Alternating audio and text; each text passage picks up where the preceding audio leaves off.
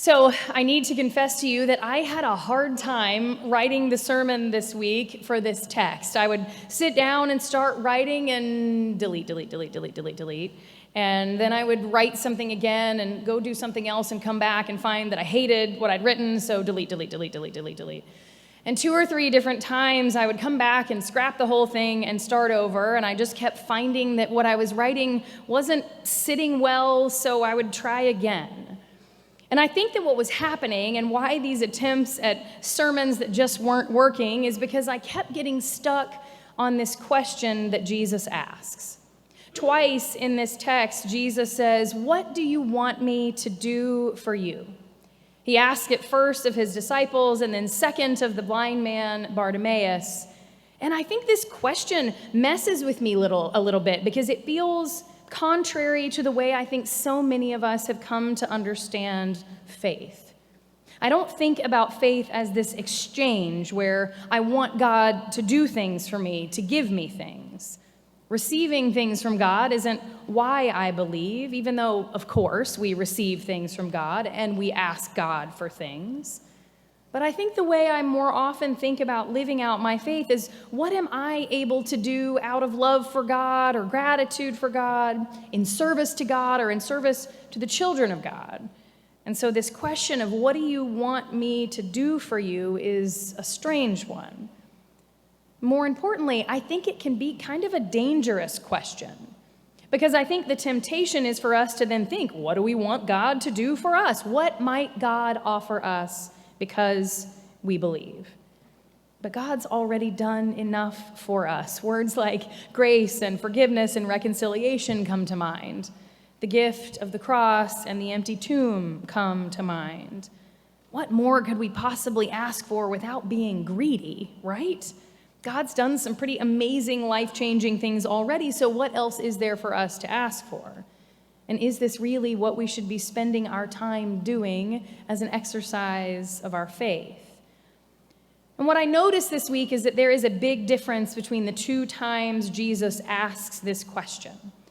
The first comes on the heels of the prediction of his own death.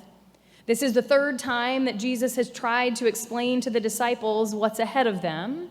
And so in some ways, I can just imagine this scene unfolding before me. I can imagine the disciples and Jesus on the road. It tells us that some are afraid and some are amazed. And so I also imagine that the disciples might have been looking kind of ragged and tired. They've been on a bewildering journey with Jesus. There have been crowds to manage, and they've covered a lot of ground on foot. There have been lessons and instructions from Jesus that have, on more than one occasion, left them perplexed and wondering. It's not been an easy road that they're on with Jesus. And so, in some ways, I imagine them moving slowly behind Jesus, with every bit of their journey weighing heavily upon their shoulders. I can imagine their feet shuffling across the road because it would take too much energy to pick them up any higher. I can imagine their shoulders slumping and them talking in low tones amongst themselves as they move.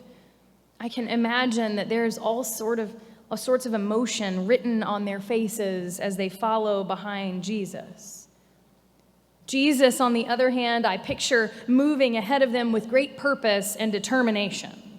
There's a quickness to his step, contrary to the slow and dragging feet of the disciples.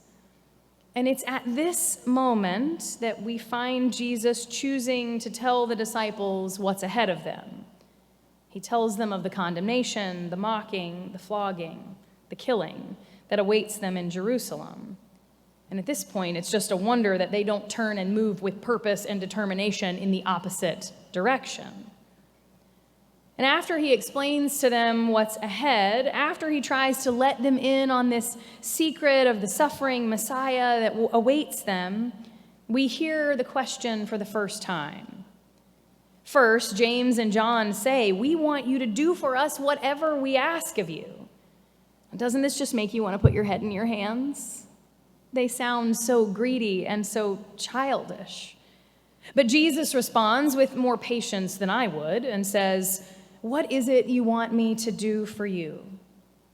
And they respond with a request for glory, a request to sit at Jesus' sides, to be with him, presumably to share some of his power and importance.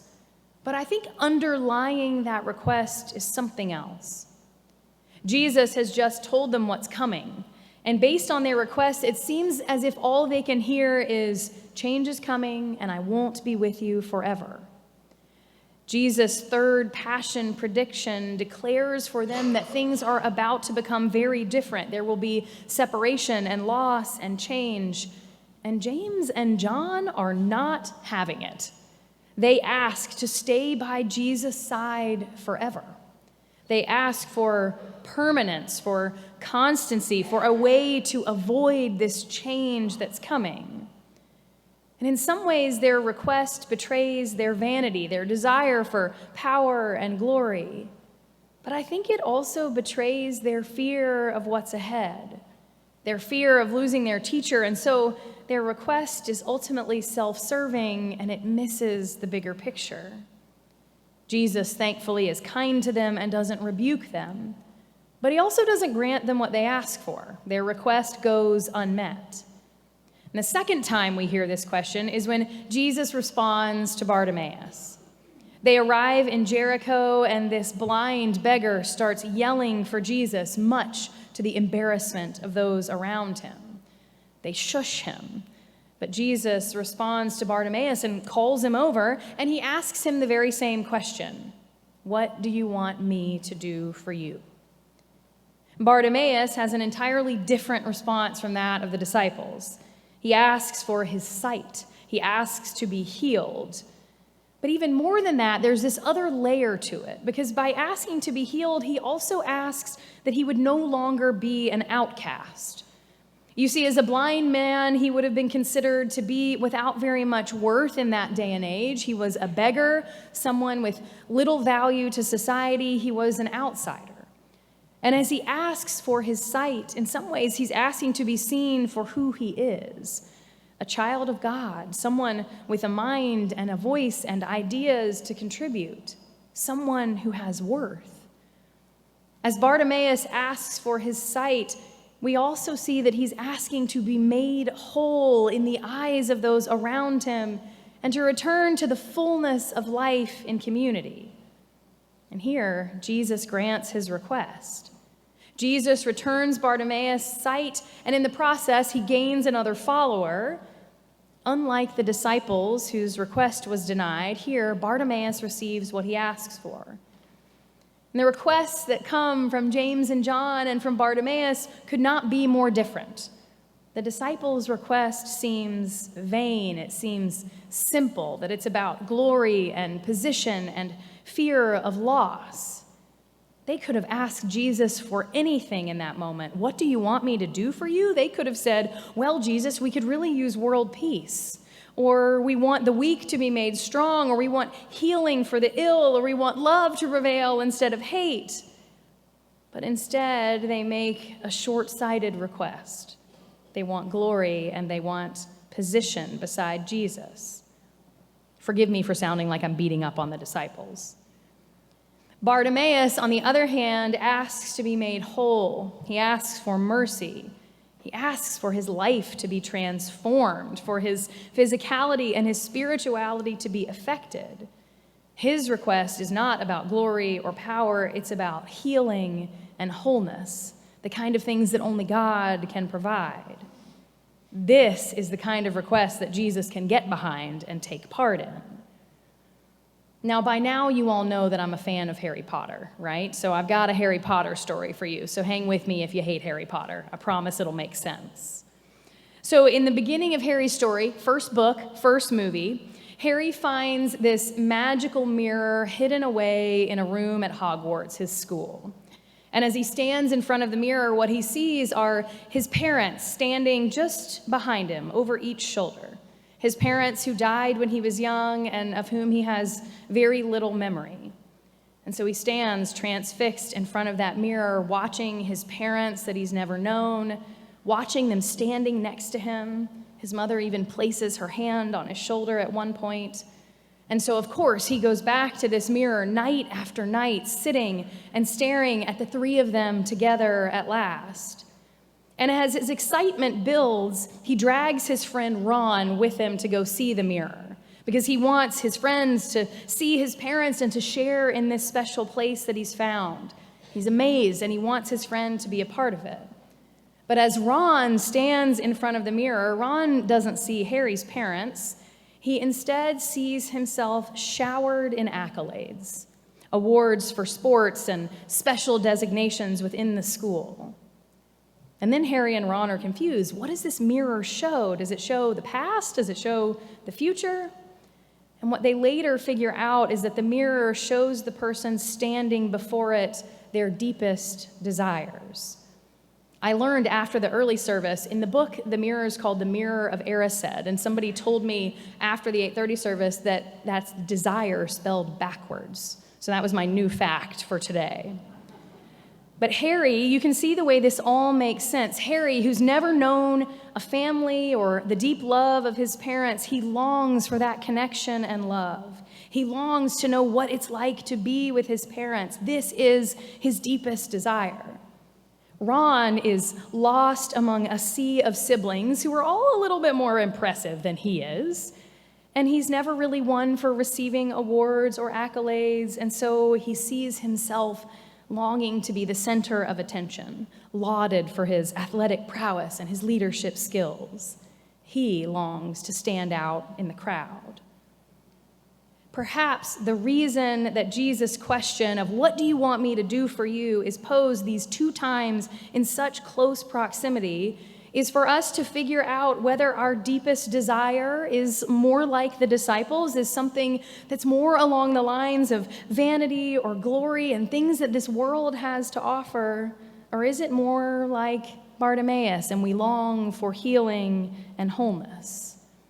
If we were to find ourselves in front of this magic mirror that shows us our deepest desires, what would we see?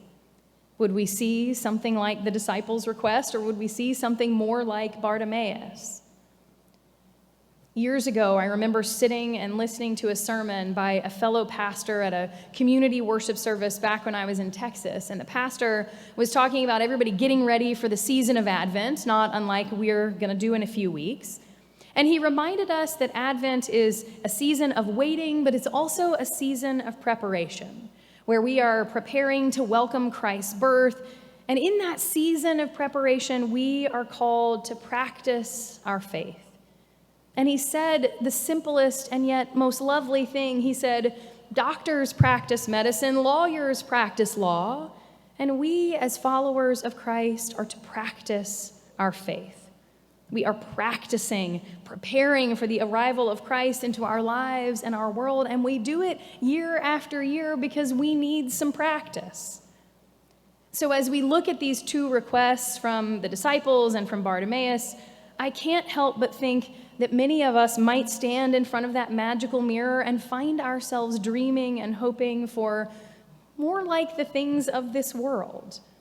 That as people of faith, it's so easy for us to still be engaged in pursuing these things of this world, these earthly accolades or glory or power, instead of the things that only God can offer, like healing and wholeness and mercy. But as people of faith, it's easy for us to get stuck there, but we don't have to. This is the good news, that we are people who are practicing. We're practicing our faith, and we're learning, and we're growing, and we're trying to get better. We practice because we know we don't have it all sorted out yet. We practice because we know that there's always more work for us to do. We practice, hoping that we can grow our desire for healing and wholeness rather than vanity and glory. And we may not get it right today, but maybe we're a little bit closer tomorrow, and even a little bit closer the day after that. Jesus does not rebuke his disciples in this passage or tell them how wrong they have it. Instead, he sticks with them. He offers them instruction, which, of course, begins with a question, but he continues to teach them, even when he realizes that they've missed the point.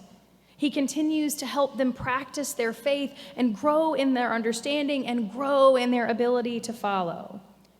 Jesus does not give up on them, just as we believe that Jesus doesn't give up on us.